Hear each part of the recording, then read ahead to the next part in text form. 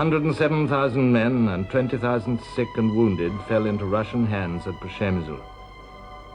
Croats and Ruthenians and Hungarians and Germans, the unwilling and the willing soldiers of the Emperor Franz Joseph.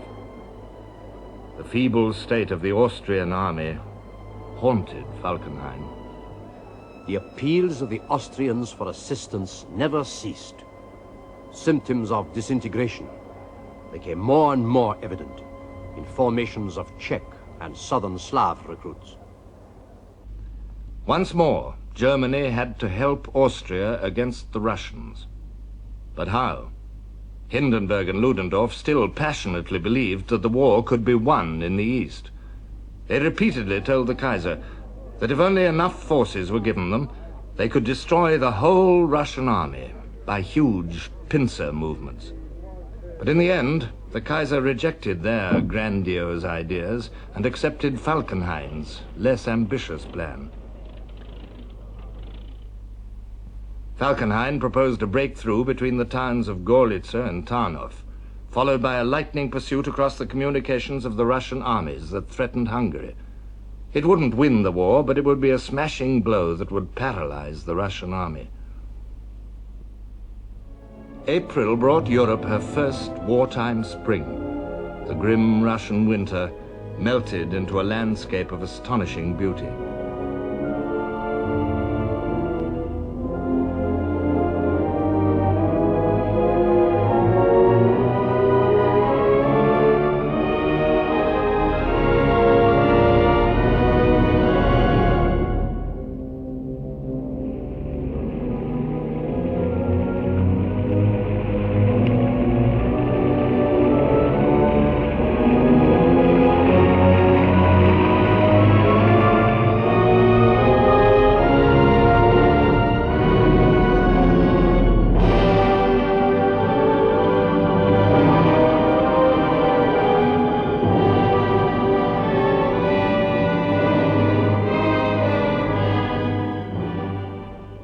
Troops of Falkenhayn's striking force settled down for the long train journey to the wide horizons of the East. This was an army made for victory. Only the Marne and First Ypres marred a record of success, stretching back through Sedan in 1870 to Waterloo. At fixed intervals, the packed trains rolled eastwards, speed 19 miles an hour. 180 trains to each army corps. With the army went the now familiar German battering ram, medium and heavy howitzers, huge stocks of shells to sweep away the Russian defenses like a cyclone.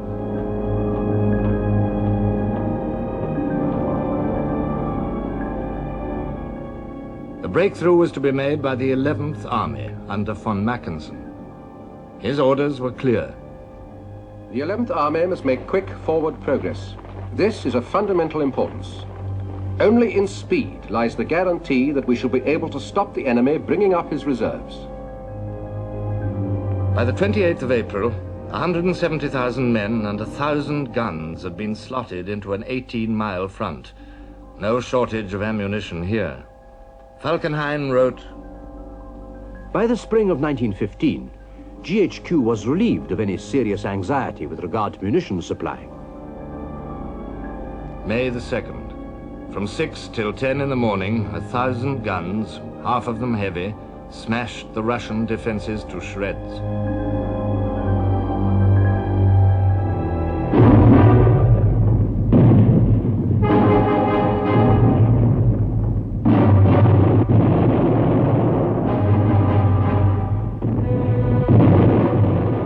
Then the attack went in. Neither fire nor trenches nor barbed wire could stop the assault, although our ranks became thinner and thinner. After 35 minutes, and despite the tropical heat, we reached the enemy. The Russians clung ferociously to their trenches, but in another 10 minutes the job was finished. Von Mackensen signaled to the Kaiser, I report to your Majesty that the order to make the enemy's positions in the Carpathians untenable has been carried out. The enemy is in retreat along the whole line.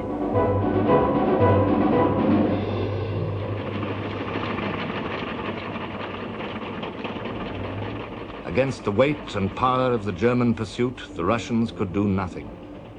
A Russian commander wrote, "The retreat from Galicia was one vast tragedy for the Russian army. No cartridges, no shells, bloody fighting and difficult marches, day after day. No end of weariness, physical and moral, faint hopes followed by sinister dread. For 11 days, the German heavy artillery swept away whole lines of our trenches and their defenders with them. We hardly replied. There was nothing to reply with." A Russian general had sent an urgent message to Petrograd. There are no rifles. 150,000 men are without rifles.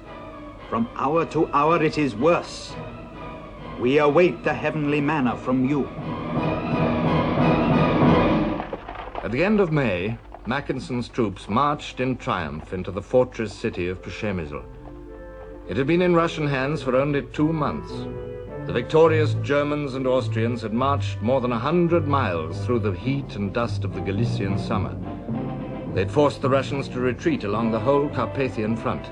As they entered Przemyśl, their triumphant progress was being celebrated 450 miles behind them in Berlin, with flags and bell ringing and the cheers of a proud and grateful nation.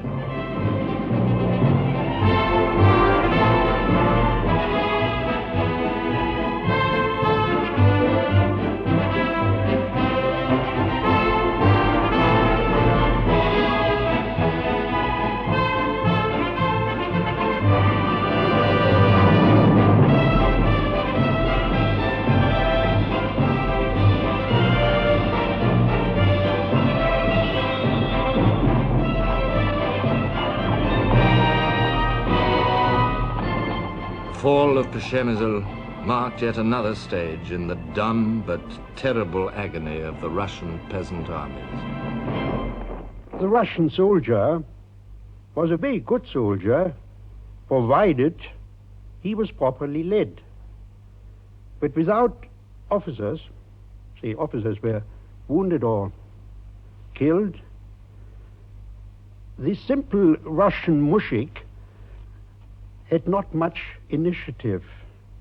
After all, they were mostly peasants, very simple, good-natured men, very big and tough, but without guidance, they were lost.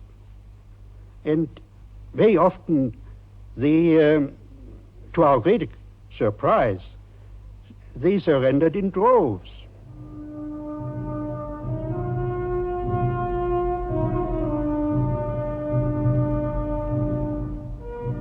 By the time they were captured, some Russian soldiers had been retreating for a month. Over 100,000 of their comrades had been killed. The Russian army was at the end of its power. The uninterrupted fighting in the Carpathians had costed heavy losses. The deficit in officers and men was terrifying.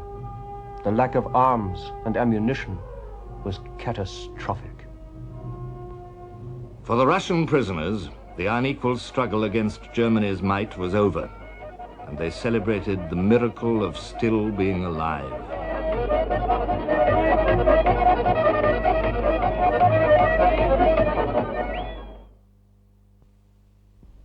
On the Western Front, spring brought new hope.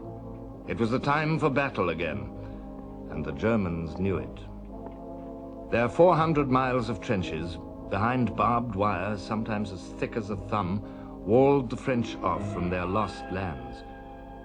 As the weather improved, the French would be coming to take them back. The Germans watched and waited for the attacks they knew must come. Opposite them, sometimes half a mile away, sometimes only 20 yards, the Allies also waited.